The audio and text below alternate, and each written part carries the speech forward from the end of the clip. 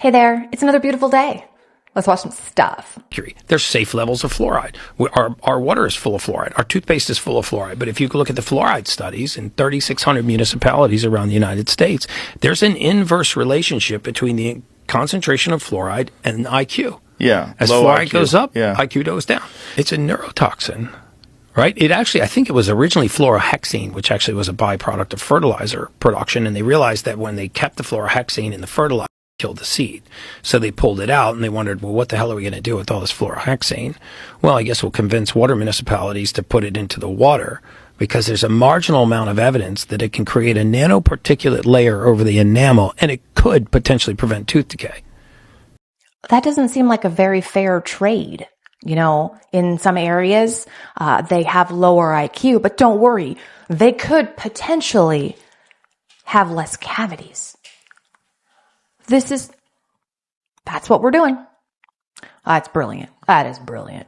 Facts about the moon that will make you have nightmares. Number one, the moon does not spin. It doesn't turn, it doesn't move, it doesn't do anything. It just sits in the same place.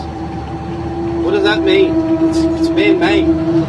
Number two, the moon's hollow. There's actually sections of the moon. Civilizations live on the moon.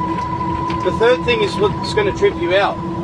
The moon is actually a galactic headquarters for all the head honchos in the universe to meet. And I'm not talking about physically. If you don't believe me, meditate.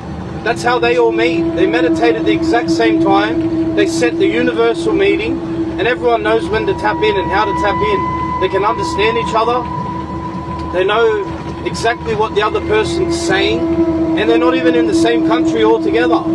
So our moon is like the conference room of the galaxy. Everybody like astral projects themselves onto the moon and they have their like head honcho talks.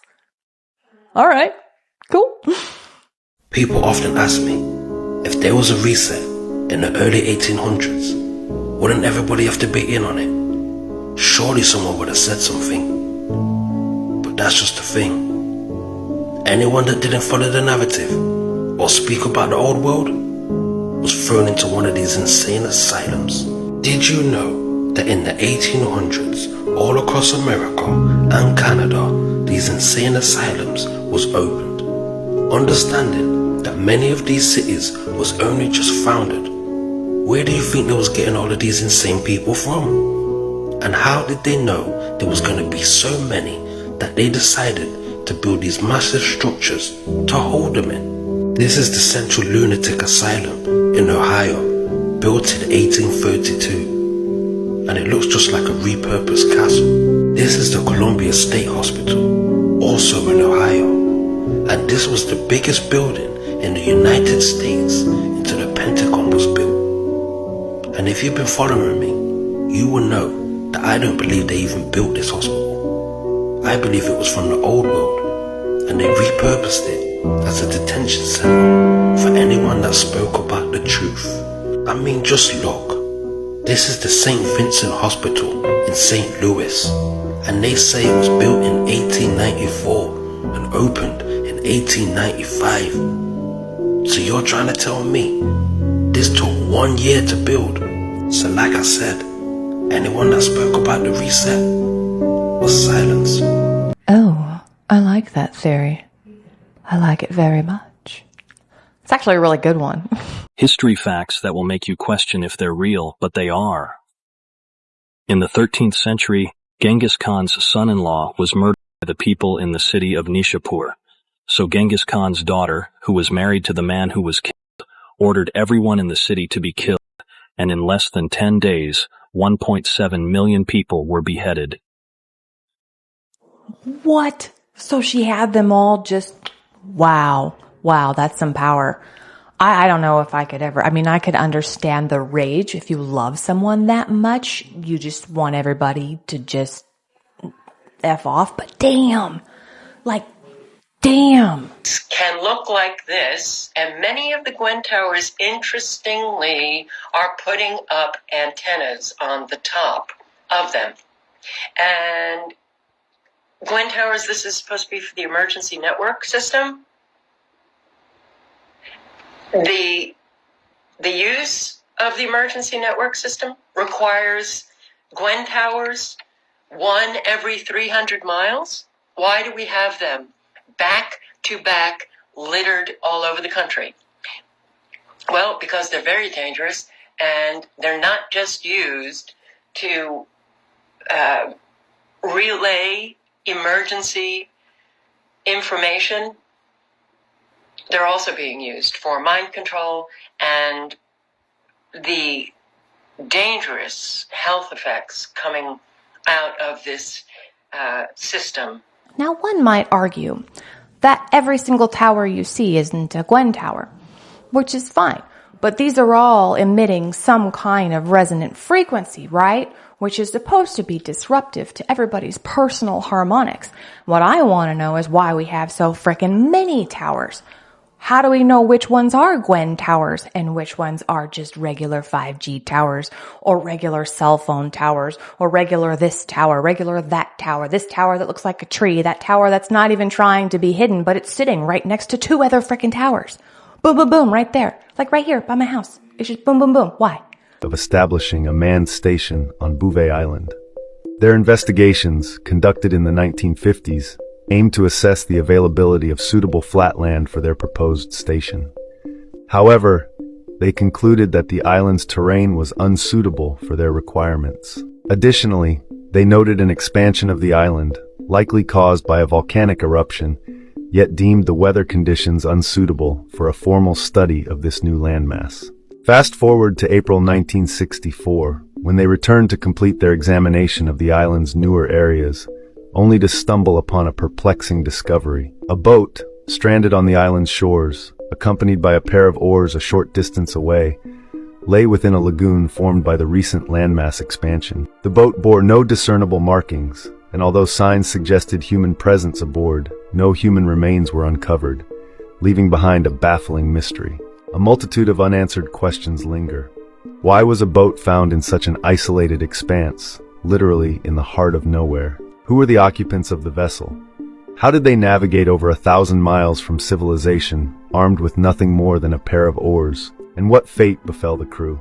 These queries, as noted by London historian Mike Dash, remain largely unanswered, despite his exhaustive exploration of the topic. Numerous attempts have been made to decipher the mystery of Bouvet Island. Some speculate that the boat may have been carried to the island by ocean currents. However, the South African government's discovery of the boat, accompanied by 2 oars, within an island lagoon, complicates this explanation. While indications suggest human presence aboard the vessel, the absence of bodies raises further intrigue.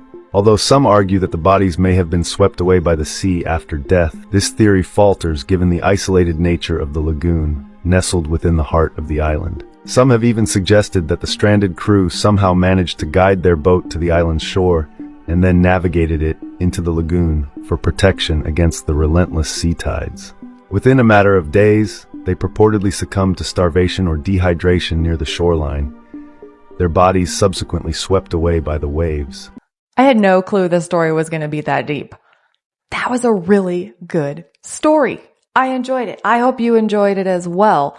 But the intrigue of Bouvet Island just keeps getting deeper and deeper. Point Nemo is the furthest place on the Earth from land, and it is home to over 300 spacecraft and associated space debris, including the Mir space station, the first ever object assembled in planetary orbit by Russian cosmonauts. So is that where everything is just supposed to come out of space and go there? Do they plan that to happen for it to be there, or is it taken there? Does anybody know? Let me know. Overnight, a chapter of the ongoing space saga involving 2 U.S. astronauts came to a close. Boeing's Starliner capsule returned to Earth. The troubled spacecraft drifted down and slowed by 3 parachutes and landed late Friday night in White Sands, New Mexico. But it came back empty. The 2 test pilots it was supposed to ferry home remain on the International Space Station. Their trip was supposed to be short, just 8 days, but they won't come back until next year. With no astronauts aboard, flight controllers in Houston remotely undocked Boeing's Starliner from the International Space Station. The spacecraft successfully fired its engines for the critical braking burn on the return to Earth, separated from its service module, and re-entered the Earth's atmosphere. Starliner showing a beautiful streak across the sky. a seemingly smooth ending to a turbulent mission. Astronauts Butch Wilmore and Sonny Williams were supposed to be on board, but worries about Starliner's propulsion system led NASA to pull the pair off the return flight. Despite Boeing's insistence, the ship was safe. Their 8-day mission will now stretch 8 months. SpaceX, Boeing's rival, will taxi them home next February. How absolutely incredible is it that they're talking about it like this was a huge success? It was not. This is a failure. Yeah, the ship went up and it didn't come back with its cargo that it was supposed to come back with, i.e. a failure. Boeing hasn't even said a word, not a peep out of them since that stupid capsule came back home without its payload. Failure. That's a failure. How he gonna land? He's gonna have to fly and just stay up. I can't feel my legs. Big ain't got none. He gonna land like this. That actually wasn't supposed to be in today's episode. I had other things that were supposed to be in that spot, and that was there instead. So I'm kind of glad that it was, because it was pretty funny. He just cut his legs off. Boom, there's little legs dangling. How do you do that? That is crazy. Anyway, I'm so excited because today I get to go out to work in the field. I haven't in so long, and I'm super excited, and it's just a trial day and see how it goes. So wish me luck, and thank you so much for sharing your time with me. Come on back tomorrow. We'll watch some new stuff. I'll say different things. It's going to be fantastic. Until then, have a wonderful day.